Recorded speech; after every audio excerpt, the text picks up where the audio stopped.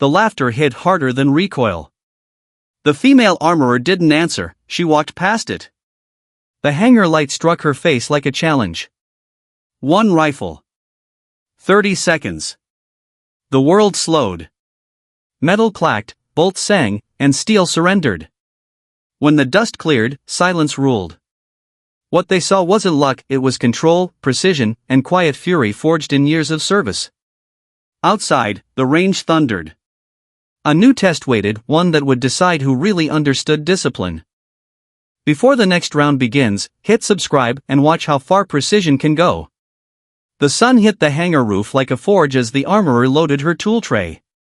Outside, the range thundered with single shots echoing across sand and steel. She stepped out, boots crunching over gravel, air hot with cordite. Her eyes didn't blink at the distant flashes, this was her stage. A rifle lay on the test bench, untouched. The laughter from before lingered faintly behind her, but she didn't look back. She rolled her sleeves higher, revealing small burn scars that told every story better than words ever could. The command to begin snapped across the radio. She moved with quiet rhythm, shoulders steady, each motion deliberate.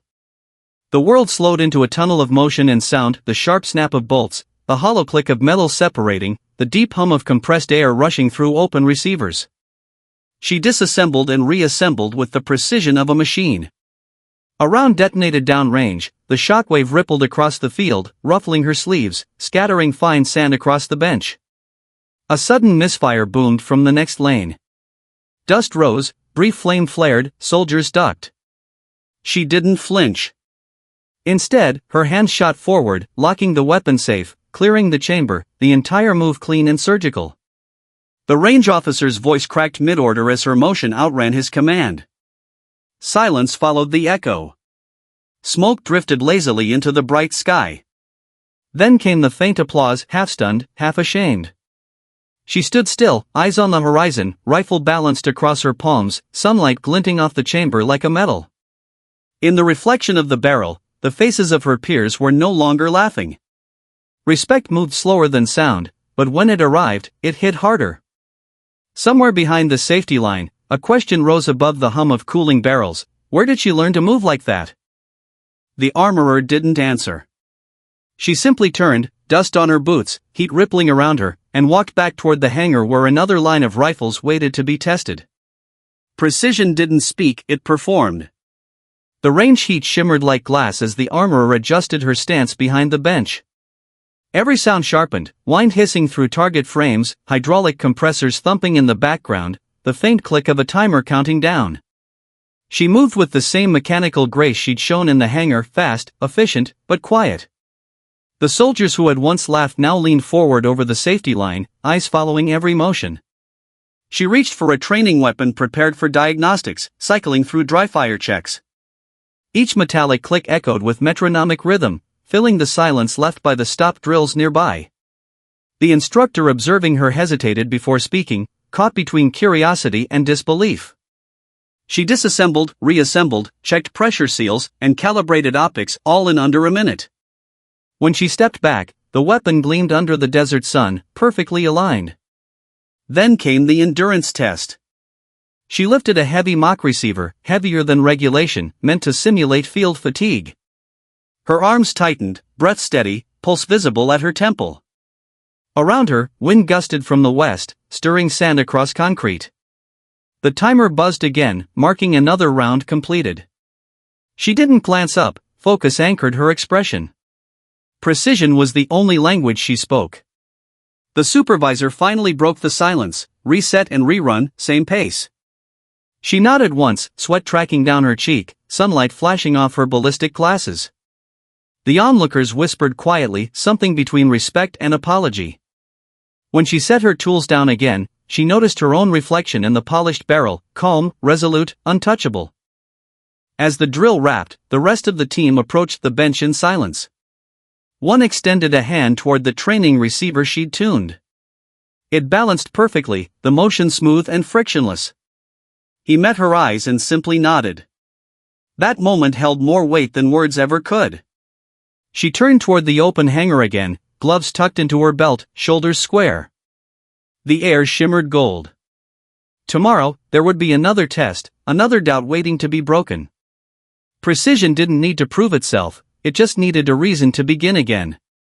The silence that settled after the final timer buzzed was different this time. It wasn't tension, it was attention. The soldiers who had watched from the edge of the range drifted closer, drawn by the quiet authority of someone who made difficulty look routine. She gestured toward the equipment spread across the bench and began demonstrating calibration steps, short, efficient movements that replaced talk with results. Metal rang softly under her gloves, the rhythm steady and deliberate. A younger specialist hesitated before asking how she balanced speed with accuracy. She answered by showing him. Each component clicked into alignment, and the digital gauge on the monitor turned from amber to green. The specialist exhaled through a grin, nodding once. Around them, a dozen others adjusted their own stations, mimicking her timing. The dry rattle of misaligned receivers slowly transformed into a synchronized mechanical chorus.